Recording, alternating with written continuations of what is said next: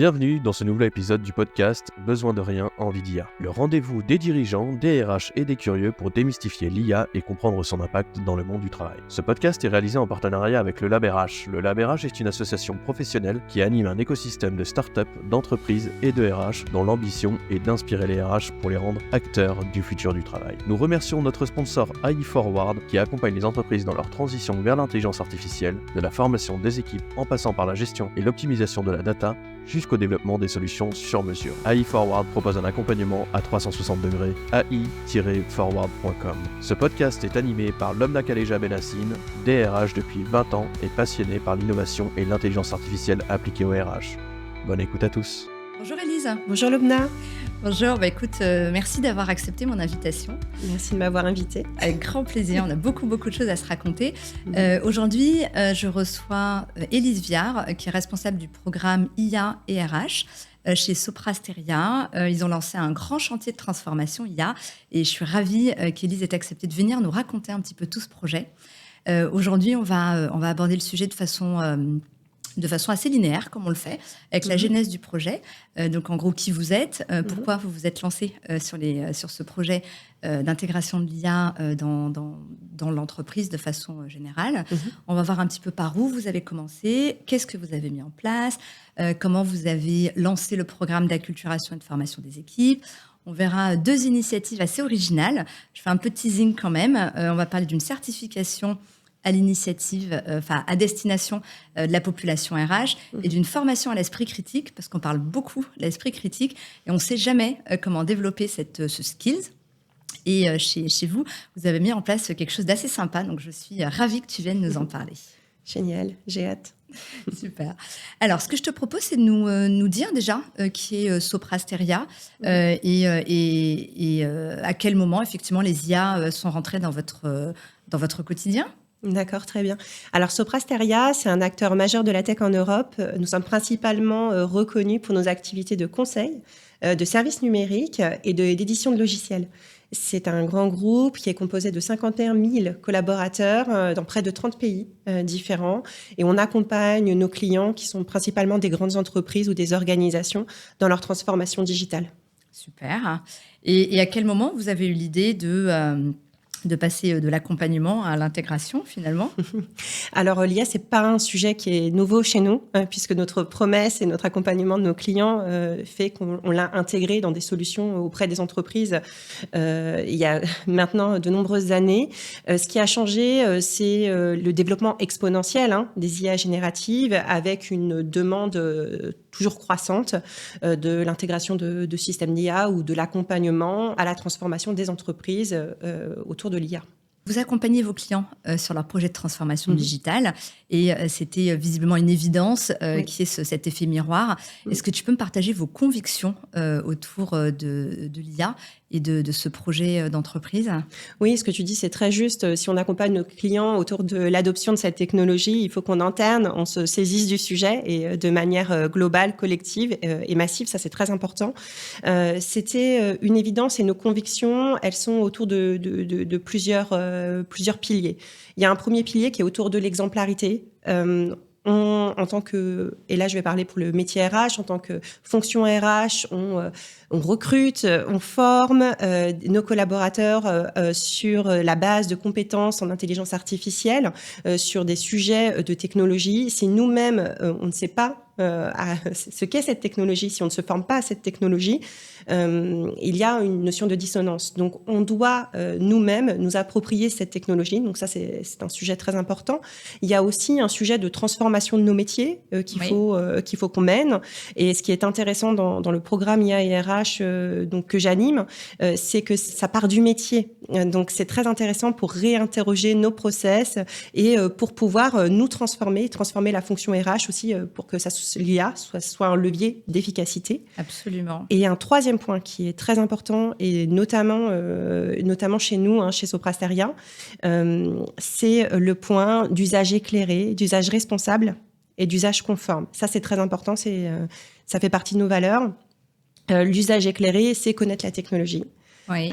L'usage conforme, avec l'entrée en vigueur de l'IA Act, en tant que fonction RH, on a le devoir d'utiliser des outils d'intelligence artificielle avec recul et de manière réglementaire, puisque ces outils, ces cas d'usage, ils affectent nos collaborateurs. Absolument. Donc, c'est très important d'en avoir conscience. Et responsable aussi, très important, quel est le cadre qu'on met autour de ces usages, là où on veut aller, là où on ne veut pas aller. Et donc, pour toutes ces raisons-là, on s'est dit, la fonction RH, elle doit rentrer dans cette transformation, proposer cette transformation. Génial. Alors, ça rejoint complètement une de mes convictions, où je dis souvent qu'on a laissé la transformation digitale à la DSI et que la transformation IA, elle est pour nous. On doit être en lead ou à minima en co-lead. Effectivement, ça touche les métiers, les compétences. Et là, c'est la pure raison d'être de la fonction RH. Je reviens juste un petit cran au-dessus ou en arrière, où on fait un petit bond dans le temps. Tu m'as parlé, quand je t'ai demandé quelle était la première brique que vous aviez mis dans ce projet, tu m'as parlé d'une instance de gouvernance. Est-ce que tu peux m'en parler un petit peu? Qui la compose? Quel est son rôle? Quelles sont ses missions? Comment elle fonctionne? Ça, je pense que ça peut intéresser nos auditeurs. C'est très important et c'est à l'origine du programme, puisque si on veut que ce programme soit percutant, soit collectif, il nous a fallu construire une gouvernance. Peut-être ce qui est à savoir sur notre entreprise, c'est qu'il y a un fort entrepreneuriat. Ça fait partie aussi de nos valeurs, un fort collectif. Et l'appropriation de cette technologie, elle s'est fait très rapidement au niveau d'individus qui ont fait des tests, au niveau d'entités ou de pays qui ont développé leur propre cas d'usage, ce qui est très bien parce que ça permet d'alimenter l'expérimentation. Mais ce qui est aussi intéressant, c'est de pouvoir canaliser toute cette énergie, de pouvoir partager autour de ces cas d'usage pour éviter les overlaps, pour éviter les doublons. Absolument. Sur certains POC. Ah oui, on n'a dit pas d'anglicisme. On n'a dit pas d'anglicisme. Interdit. Donc pour éviter les doublons entre différents projets, pour partager aussi sur ce qui a moins fonctionné, sur ce qui fonctionne bien.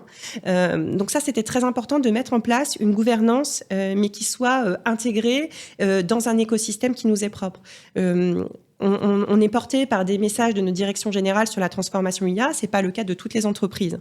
On a un sponsorship qui est très important de notre directeur des ressources humaines, Louis-Maxime Nègre. C'est essentiel. Et ça, c'est très important aussi, qu'il incarne. On a un très fort soutien du programme IA Global au sein de Sopra Steria et de son directeur. Ça, c'est très important. Et ce qui est aussi intéressant, c'est là où on se positionne en tant que programme IA et RH, on se positionne dans la direction du développement humain au sein de la DRH. Et donc, moi, si je l'anime, je n'en suis pas totalement responsable. C'est aussi partagé par la directrice Cyril Letier. Et si je l'anime, c'est avec le métier RH. Et c'est une transformation qui est donnée par le métier RH. Donc ça, c'est très important. C'est une nuance qui est importante. C'est aussi une notion importante. Et sur cette gouvernance, ce qu'on a décidé de mettre en place très rapidement, c'est une gouvernance avec des référents.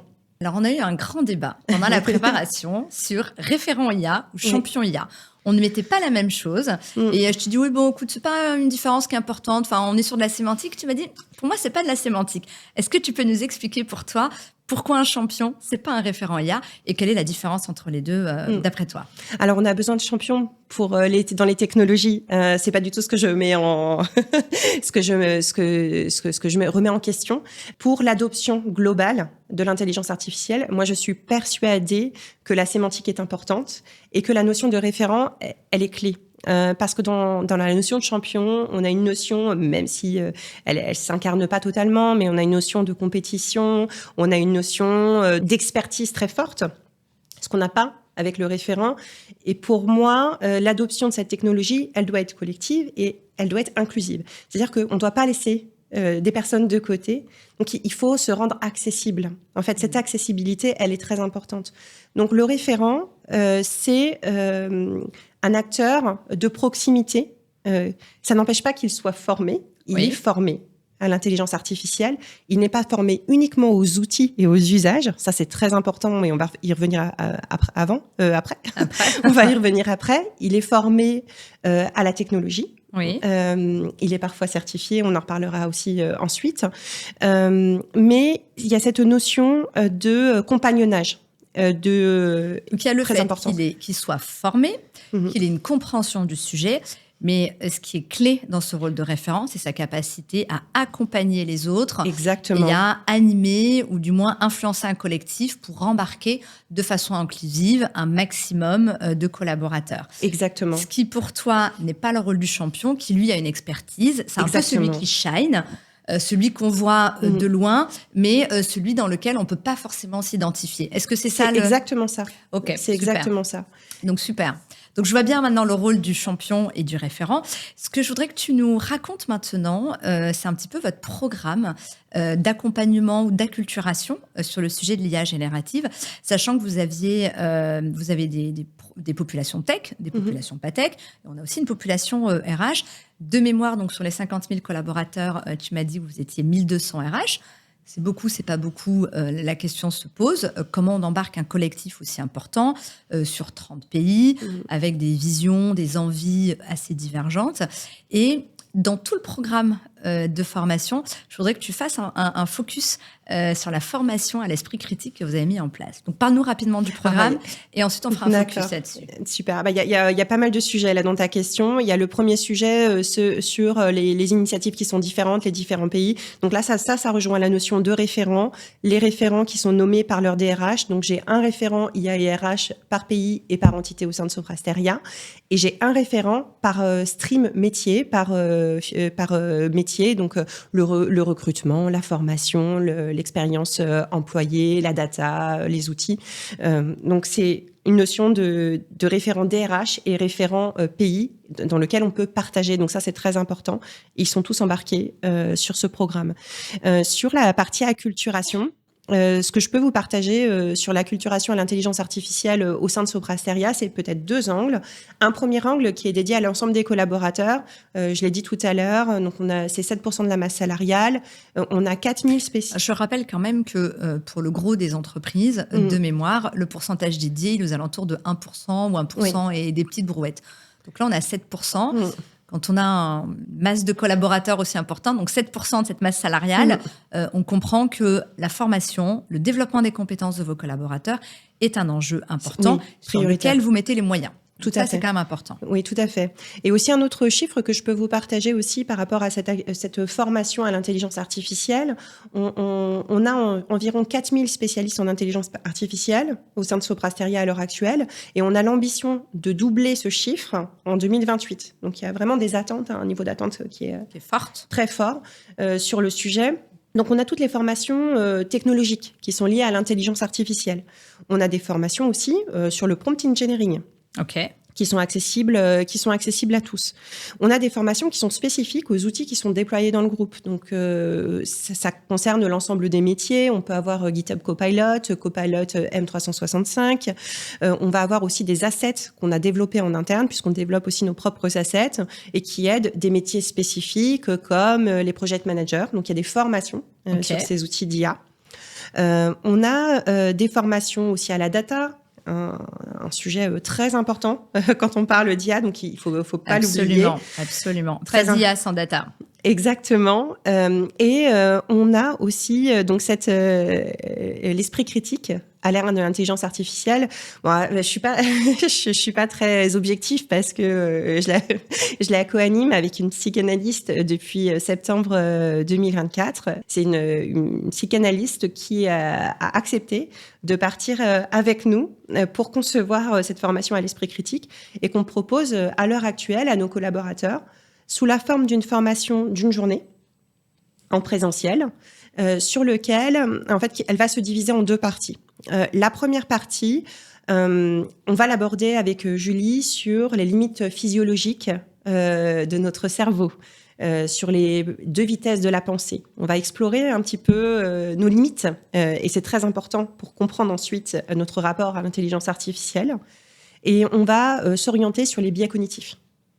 Donc, toute la matinée, elle est orientée sur cette étude-là. Et ce qui est hyper intéressant et ce qui revient aussi beaucoup des évaluations qu'on a de cette formation de la part de nos collaborateurs, c'est que ça permet une vraie prise de recul sur notre posture, sur notre limite. Et ça vient interroger ensuite notre usage de l'IA. Donc, l'après-midi, on va le mettre en miroir avec les risques qui sont liés à l'intelligence artificielle qu'on connaît tous, et on va interroger notre usage au travers de ces biais. Donc, c'est une formation qu'on propose depuis septembre 2024 et qu'on a vocation aussi à déployer en distanciel dans le cadre d'événements de formation. On est beaucoup sur l'événementialisation de la formation. Donc, on a une semaine en juin qui s'appelle le Learning World Tour, qui est dédié à l'IA et l'humain. D'accord. Et on va la proposer. Alors, ce que tu disais pendant qu'on préparait, et je trouvais ça très intéressant, c'est vrai que les populations RH, on est un peu habitués à ces sujets-là. Quand on fait du recrutement, on sait ce que c'est qu'un biais, on ne sait pas forcément comment sans dire le gommer, parce qu'on ne peut pas forcément le gommer, mais on a à minima conscience de nos biais, ce qui nous permet d'essayer d'avancer de façon un peu plus neutre, même si ce que je dis là, je le mets avec beaucoup de guillemets. Tu me disais pendant la préparation que vous formiez aussi vos développeurs, ceux qui développent des solutions à l'attention des clients, pour qu'ils aient conscience de leurs biais et pour que dans la façon dont ils créent les algorithmes et la façon dont ils déploient ces solutions, ils en aient conscience. Donc, tu peux nous en dire deux mots ? En fait, cette formation-là, elle est ouverte à l'ensemble de nos collaborateurs. Donc, on a des profils qui sont très différents. Et ce qui est intéressant, c'est d'interroger nos biais quand on utilise l'intelligence artificielle. Mais même si on est en capacité de détecter certains biais, moi j'aurais plein d'exemples qui sont donnés dans la formation où finalement, je te donne l'exemple du biais de confiance. Je suis preneuse, tu peux développer à partir du moment où on utilise un chatbot qui permet d'améliorer notre productivité. Et que les réponses sont plus ou moins bonnes, qu'on arrive à gagner du temps, et ben on va faire de plus en plus confiance.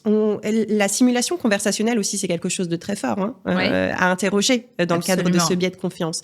À quel moment est-ce qu'on baisse la garde ? À quel moment est-ce qu'on ne va pas vérifier ? Et quel est l'impact ensuite sur ma crédibilité ? C'est très important. On a des consultants, si on interroge l'intelligence artificielle pour augmenter notre productivité, on doit tout de même toujours avoir en tête les différents biais, et c'est pas si évident que ça. Absolument. Et sur la partie de développement, c'est la même chose. Et on se repose aussi peut-être potentiellement sur des réflexes sans forcément interroger. Mais c'est une formation qui est dédiée vraiment à l'ensemble de nos collaborateurs sur ce sujet. Super.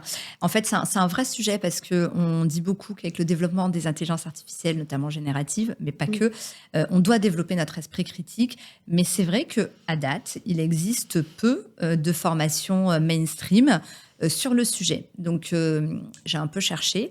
Il en existe un petit peu. Il y a 1 ou 2 écoles qui commencent à se créer, mais on est au tout début de quelque chose. Et en interne, une formation, effectivement, qui sensibilise sur ce sujet-là, ça peut être assez puissant. Et c'est vrai que les biais sont là, ils sont partout, et on en parle beaucoup depuis qu'on travaille sur les sujets d'intelligence artificielle, parce que les biais sont un des risques inhérents à l'utilisation de ces solutions. Moi, cette formation, je l'adore parce que elle sert justement cet objectif-là. Mais en fait, on en ressort aussi nourri. C'est une journée d'écoute. Oui. Donc, ça nous permet aussi de comprendre les différents freins, les façons d'utiliser les outils d'IA, la façon d'interroger aussi son propre usage. Et donc, c'est hyper riche. Et donc, j'incite les entreprises à le faire parce que c'est une très, très belle richesse. Alors, les participants ne sortent pas forcément avec des réponses à leurs questions, mais plutôt avec des questions absolument, sur leur usage. Et ça, une fois qu'on s'est dit ça, on a gagné quelque chose. Complètement. Non, mais complètement. Est-ce qu'on peut se parler de cette certification que vous proposez à l'attention de votre population RH? Je fais juste une petite mini digression. Beaucoup d'entreprises commencent à penser leur projet d'IA, à faire des POC, à tester. Et malheureusement, ça commence souvent par le produit /service, par le service client. Et les RH sont toujours, ou quasi toujours, les derniers à être embarqués. Ça, c'est un vrai risque. Parce qu'on va avoir très vite des populations qui sont supposées être en lead pour accompagner la transfo des autres métiers. Et en fait, ne comprenant pas la techno, n'étant pas formés, ne comprenant pas forcément les enjeux et ce que ça va changer, on met la population RH dans une difficulté. Et on la met dans une situation d'échec, très clairement. Vous avez avancé de façon plutôt systémique en faisant de ce projet un projet d'entreprise, un projet collaboratif, inclusif. Les équipes RH n'ont pas été... on ne s'est pas dit on fait ça, on commence par telles équipes et ensuite on fera la fonction RH. Et en fait, vous avez voulu donner du corps et de la légitimité à votre fonction RH. Et ça, j'aime beaucoup ce que vous avez fait. Donc, je veux bien que tu nous racontes. Ça, c'est très important. C'est aussi lié à notre activité et aux ambitions de certification de Soprasteria. Il y a une ambition très forte sur la certification Next-Gen, qui est de demi-certification pour 2025. Et donc, on demande ces certifications à nos consultants, à nos business analystes. Et donc, il y a des parcours de coaching qui sont mis en place. Et sur l'IA, je pense que c'est très important. Et dans cette notion d'empuissancement dont tu viens de parler, dans cette notion d'information, on dit que la fonction RH doit être informée. Tu parles des outils, c'est un sujet très important. On est approché sur les outils du marché qui sont créés dans nos process métiers, autour de nouvelles fonctionnalités IA. On nous fait miroiter sans cesse aussi des nouveaux cas d'usage. Ce qui est intéressant pour la fonction RH, c'est de s'emparer du sujet, mais de manière informée. Donc, de comprendre ce qu'il y a derrière la technologie. Est-ce que c'est du machine learning? Qu'est-ce qu'on utilise derrière dans le cadre de ces fonctionnalités? Et ça, c'est très important parce que ça permet de redonner le pouvoir à la fonction RH sur ce sujet et en même temps de s'ancrer dans un projet d'entreprise, encore une fois. Donc, ce qu'on a décidé, c'était de choisir une certification qui était demandée aussi à nos autres populations. Donc, c'est une certification Microsoft, c'est la certification AI 900. Et on a déroulé un parcours spécifique avec des cohortes RH pour pouvoir accompagner cette certification. Et c'est super intéressant. On a une journée de lancement et ensuite, ils sont coachés. On a des coachs au sein de nos centres d'expertise cloud et data qui vont les coacher une fois par semaine pour les aider à bachoter aussi sur la certification. Donc, oui, parce que c'est un vrai travail, il y a une vraie préparation. Il y a une évaluation à la fin. Enfin, c'est un vrai parcours qui n'est pas de tout repos, qui nécessite beaucoup d'investissement. Et c'est vrai que pouvoir... Alors, chez les RH sont... On en a parlé là encore pendant la préparation. On est souvent des littéraires, on n'est pas geek, pas tech. On a un peu l'impression que c'est pas pour nous. Et là, vous leur donnez une arme une arme. Je sais pas si c'est le bon terme, mais un vrai pouvoir de gagner en légitimité et de faire taire ce syndrome de l'imposteur en se disant, j'ai l'assertif. C'est une vraie proposition de valeur pour moi. Et c'est mieux une proposition de valeur que arme, tu as raison.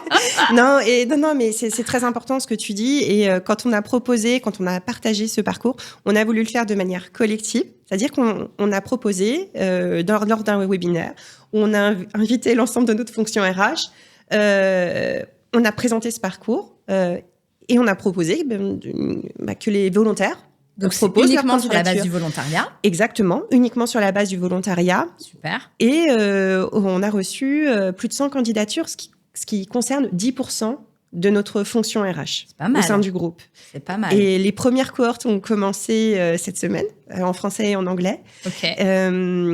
Et on a toutes les géographies et tous les pays qui sont représentés dans ces cohortes. Et c'est une vraie fierté. Super. Alors, si je reprends un petit peu notre discussion depuis le début, je retiens qu'il y a un vrai sujet sur le fait d'être aligné en interne et en externe, donc entre votre business model, l'accompagnement de vos clients et ce que vous offriez à vos collaborateurs en interne, vous avez un vrai enjeu et une vraie volonté d'investir sur vos collaborateurs, notamment les plus juniors, mais pas que. Mais en fait, il y a une vraie promesse en termes de marque employeur on vous prend junior, mais on s'engage à vous former, à vous faire évoluer. Donc, tu m'avais parlé d'un parcours, vous identifiez un petit peu les appétences pour faire grandir sur ces sujets-là, je crois.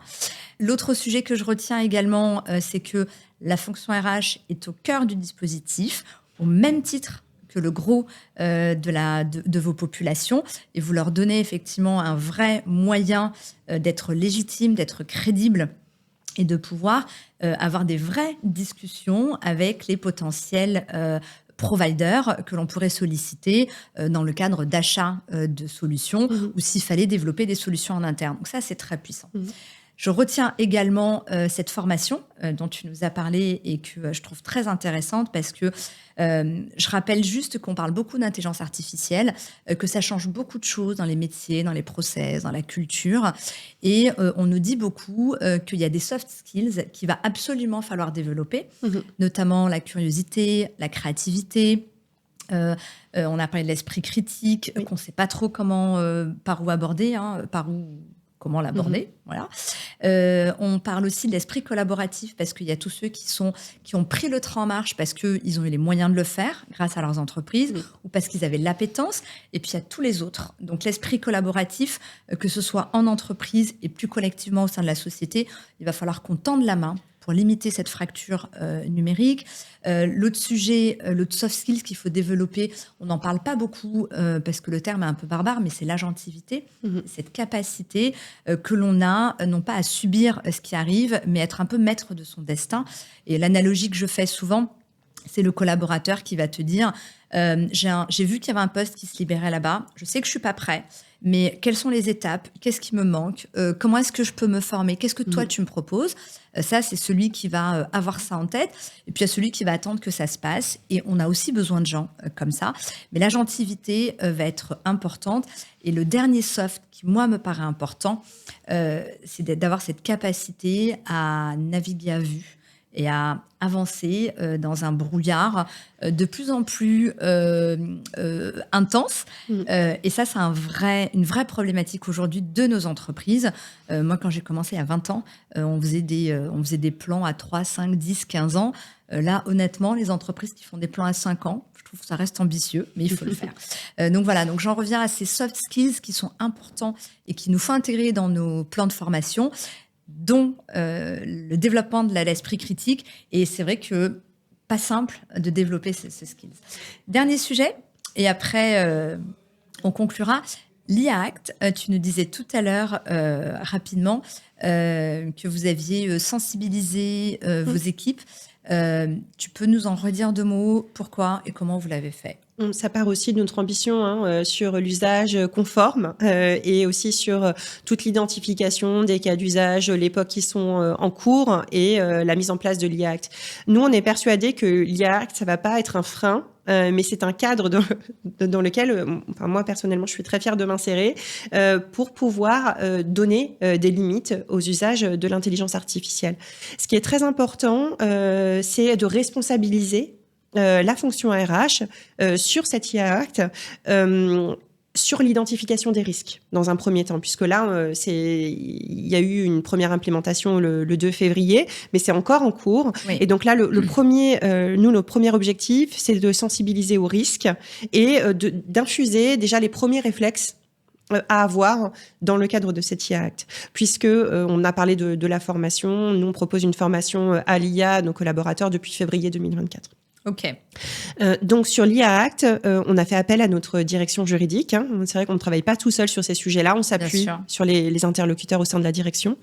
Donc notre direction juridique qui a, en partenariat avec un cabinet d'avocats, fait intervenir ce cabinet pour une première acculturation sur l'IA Act auprès de nos DRH et de nos référents IA et RH, et la déclinaison de webinaires maintenant pour notre fonction RH dans lesquels on intègre des cas d'usage qui ont été répertoriés, dont on a discuté, sur lesquels on a été approché par des